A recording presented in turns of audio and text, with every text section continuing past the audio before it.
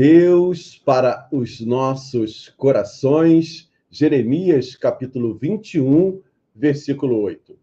A este povo você dirá o seguinte: assim diz o Senhor: eis que ponho diante de vocês o caminho de vida e o caminho de morte. Palavra de Deus para os nossos corações. Pois é, né? Esse texto ele vai casar com o que nós vamos conversar hoje, né? Sobre o que eu estou propondo, que é justamente essa nossa vida, né? O equilíbrio, né? A Bíblia nos propõe que vivamos de forma equilibrada, né? Esse é o projeto de Jesus Cristo para você, para mim. Esse é o projeto do Espírito Santo para você, para mim. Esse é o projeto de Deus para você, para mim. Esse é o projeto que a Bíblia nos deixa, nos lega, né? De buscar uma vida equilibrada e uma vida em todos os sentidos, né? Então, fazer as boas opções significa estar cultivando equilíbrio, né? E o meu mundo é um mundo financeiro, não é esse só, mas é um mundo financeiro, porque milito nele, você já sabe, há muitos anos, e a gente tem experimentado, visto, testemunhado de forma ocular, né, o que é uma vida equilibrada e o que é uma vida não equilibrada. O que traz de benefício uma vida equilibrada e o que traz de malefício uma vida desequilibrada. E o texto que a gente vai basear hoje a nossa conversa é em Provérbios 30, de 7 a 9, que na nova tradução da linguagem de hoje diz assim: eu te peço, a Deus, que me dês duas coisas antes de eu morrer. Não me deixes mentir e não me deixes ficar nem rico, nem pobre. Dá-me somente o alimento que preciso para viver, porque se eu tiver mais do que o necessário, poderei dizer que não preciso de ti. E se eu ficar pobre, poderei roubar e assim envergonhar o meu Deus, ou o teu nome, como há em algumas versões. Você vê que o autor, chamado Agur, né, que compôs esse provérbio todo 17, né, há correntes que dizem que todos eles, todo o livro de provérbios é de Salomão, mas há outros que dizem que não, porque há diferença linguística e por aí vai. Esse capítulo 30 é destinado a Agur, ele é que é o escritor, e ele então traz essa reflexão, além de todo o capítulo 30, que eu peço, já desafio você a ler depois com calma, versículo por versículo, fazendo assim um processo lento, meditativo, como tem que ser lido todo esse livro de Provérbios. Pois bem, esse provérbio 30, de 7 a 9, ele vai de fato mexer ali na ferida, vamos dizer assim, de muitas pessoas naquele tempo. Veja que essa questão do equilíbrio não é algo novo, não é algo que a psicologia descobriu há pouco tempo. É algo que persegue o homem desde quando se percebe homem, desde quando se percebe agente transformador, desde quando se percebe agente que dependente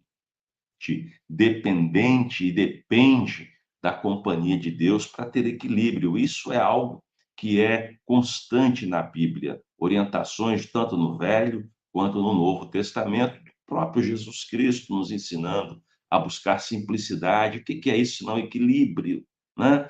Equilíbrio nas ações, equilíbrio em pensar nas coisas, equilíbrio nos relacionamentos, equilíbrio porque vai nos deixar mais gabaritados para viver com mais qualidade de vida, né? Então, nessa questão do equilíbrio, quando ele diz que pede a Deus primeiro para que não deixe mentir, ora, será que Deus pode atuar nisso? É uma decisão minha, totalmente minha, porque ele me fez para autonomia plena, né?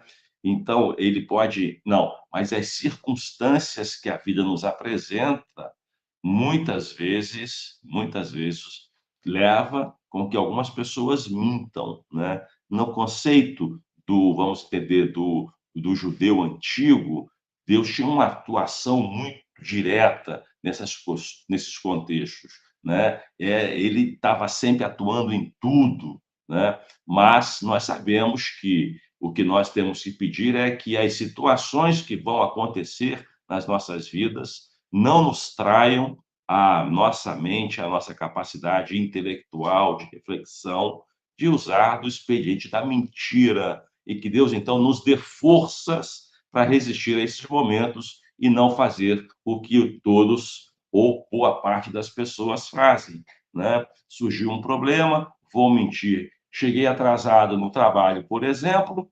Ah, foi o trânsito. Não foi o trânsito.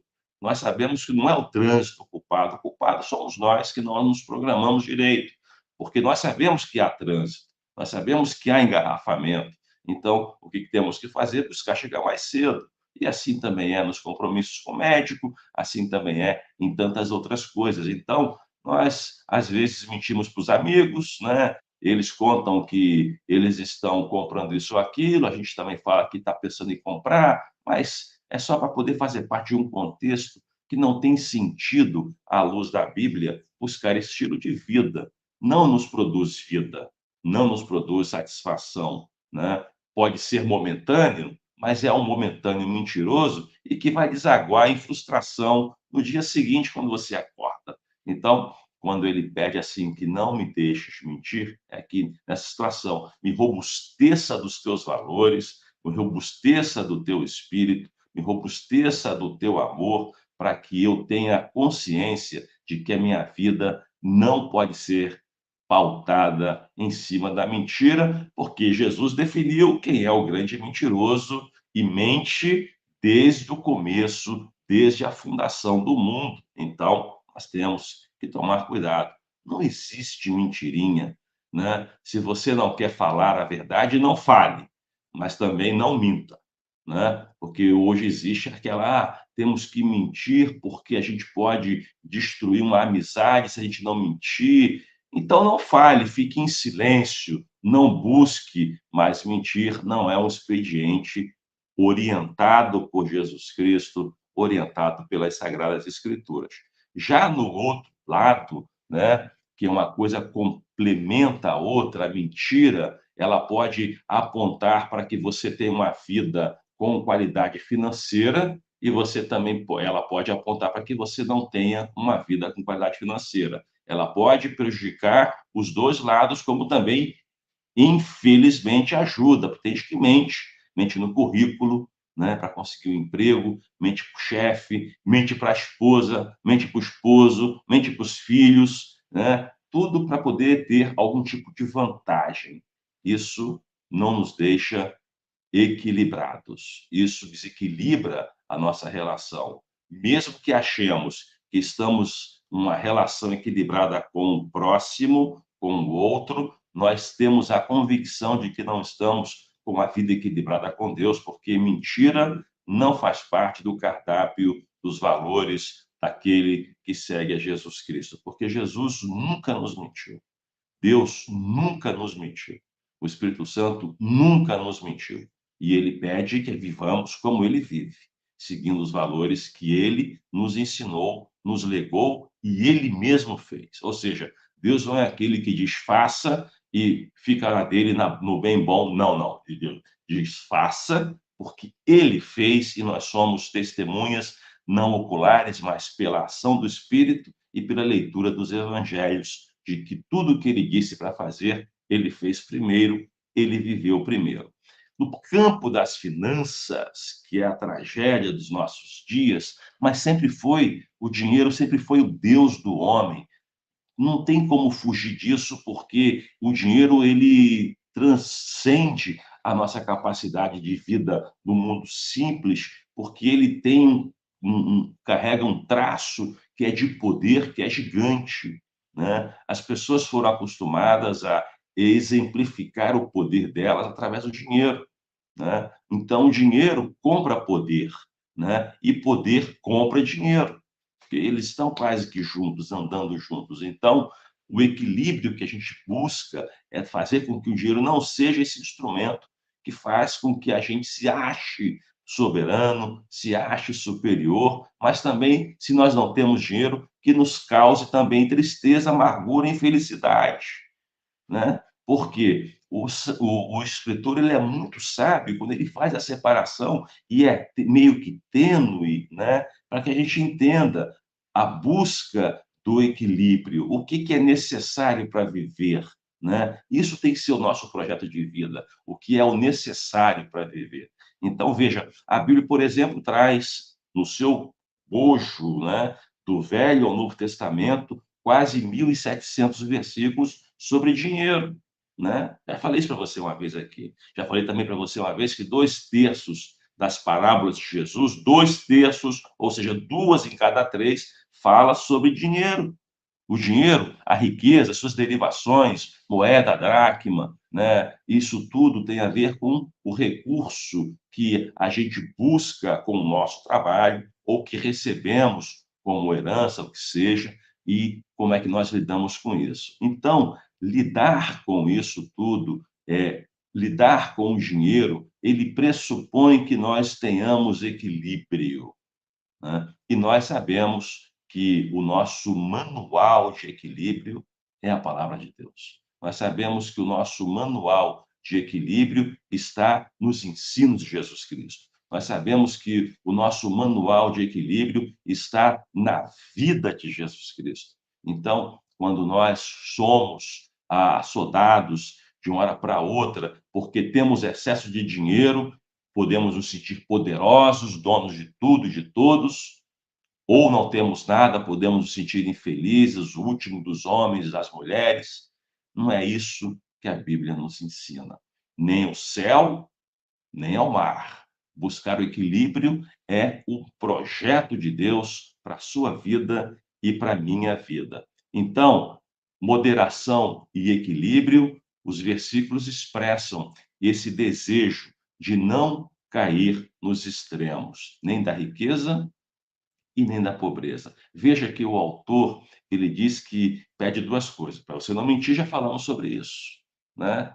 Porque a mentira, nós sabemos quem é o grande arquétipo dela, quem é o grande incentivador dela, mas também que não exista excesso de pão em casa, para que você não venha achar que é tudo através da sua força. Você conquistou aquilo pelo seu próprio esforço, como se isso não fosse também verdade, o é, mas não é completamente, porque nós temos que fazer a nossa parte, né? Evidentemente, fazemos a nossa parte. Você e eu somos chamados a sermos profissionais, a desempenharmos um papel nesse mundo em que vivemos, para que sejamos sal da terra e luz do mundo em todo o espaço, em todo lugar onde pisarmos. Então, quando nós, às vezes, nos distanciamos dos valores de Deus, às vezes podemos achar que o que temos é exclusivamente esforço só nosso. Não é verdade. Você não tem noção do que Deus tem feito. Jesus, com a expressão irmã, irmão, muito pequenininha assim, mas de uma profundidade gigante. Jesus diz que o Pai dele, Jesus Cristo diz que o Pai dele, Deus, o nosso Pai, trabalha até agora. E trabalha em quê? Já parou para pensar nisso? Trabalho inteiro. Mesmo no contexto que Jesus está falando, que era em relação ao projeto dele, do reino que ele estava implantando, mas Deus trabalha em quê? Deus trabalha em construir boas coisas, direcionamentos para que a gente viva com equilíbrio, para que a gente não viva nos extremos. Porque já dizia Guimarães Rosa, um grande poeta brasileiro, se você já deve ter lido algum livro dele, né, que o real não está no começo e no fim, mas no meio da travessia. Ou seja, o equilíbrio é fundamental. A realidade da vida se encontra no equilíbrio, no meio da travessia. Então, quando Jesus diz que Deus trabalha, ele trabalha para quê? Para que a nossa vida seja completa. Então, não fui eu que passei sozinho no concurso público, não fui eu que passei sozinho e fui aprovado porque fiz uma entrevista de emprego, não fui eu que passei sozinho numa universidade, não fui eu que passei sozinho porque consegui um médico para poder dar um bom diagnóstico. Deus tem trabalhado nisso também. Então, eu não posso dizer que só eu estou fazendo aquilo. Eu tenho que dizer e assumir que Deus tem também contribuído, tem atuado e tem me ajudado a ter sucesso na minha vida. Então, o autor pede: olha, Deus, não me dá muito, não me dá tudo, porque senão eu posso me esquecer do Senhor. Que interessante saber, gente, isso é ser humano. Isso é reconhecer que o humano ele é tendencioso a isso, a achar que é esforço dele, achar que tudo é por conta dele, achar que tudo é ele que definiu, que escolheu, a melhor escolha foi a dele. Não é isso que o autor nos ensina e que Jesus vai nos ensinar depois também, que Paulo vai nos ensinar também em tantas escritos, em tantas cartas. Nós não temos, nós, aliás, temos que ter esse cuidado de não nos encantarmos com os excessos, achar que é esforço, e aí a gente começa a se afastar de Deus. Muito saber, muita inteligência, muita produção, muito título acadêmico, muito dinheiro, muita saúde, muita felicidade, isso tudo pode ser instrumento para nos afastar de Deus, se transforma num ídolo e passamos a adorar essas coisas. Mas ele também diz o seguinte: não me des a falta do pão, para que eu não venha achar e roubar e maldizer o teu nome. O que eu acho belo nessa confissão sincera desse autor é que ele, olha, Deus, o pão eu também te peço que o Senhor me ajude que nunca falte na minha mesa. Porque uma pessoa com fome, você, não sei se você passou fome. A minha mãe passou fome, né? E a fome ela tem uma capacidade de fazer coisas terríveis na mente de uma pessoa, sobretudo naqueles que estão longe dos valores do reino de Deus. Então o autor tem essa consciência porque ele via o que as pessoas que passavam fome faziam. Pessoas roubavam, pessoas mentiam, lembra logo no começo do versículo que ele pede a Deus para não mentir? Pessoas mentiam, né? A fome causa esse alvoroço na nossa mente, na nossa consciência, na nossa espiritualidade. E não é só fome de pão, é fome também de justiça, é fome de amor, é fome de paz com Deus, é fome de paz com o próximo. Ou seja, Deus precisa e deseja nos ajudar, se nós desejarmos isso, a vivermos com equilíbrio, nem no excesso e nem na falta, porque na falta muitos podem ser traídos e trair a Deus. Muitos podem se esquecer dos bons costumes, da boa ética e cometer crimes terríveis. Então, o autor pede a Deus: olha, Senhor, a minha vida está nas tuas mãos. Me ajuda a não mentir quando eu tiver excesso de coisas, para que eu não louve essas coisas, mas siga louvando o teu nome. E me ajuda, ó Deus, que nunca falte o pão na minha casa, nem para mim, nem para minha família, para que eu não venha, olha que beleza, não é prejudicar o outro, que ele pensa por extensão será, mas ele diz para que eu não venha desonrar o teu nome, para que eu não venha fazer com que o Senhor seja uma pessoa assim, olha, ele maldisse a Deus, ele envergonhou o Evangelho, ele envergonhou Jesus Cristo. Então ele tem essa preocupação, a preocupação dele é deixar Deus sempre no centro da vida dele. Essa é a vida cheia e transbordante de sabedoria que devemos buscar, uma vida onde Deus seja o centro da nossa vida, porque em sendo o centro da nossa vida, nós estaremos no centro, estaremos equilibrados e vivendo muito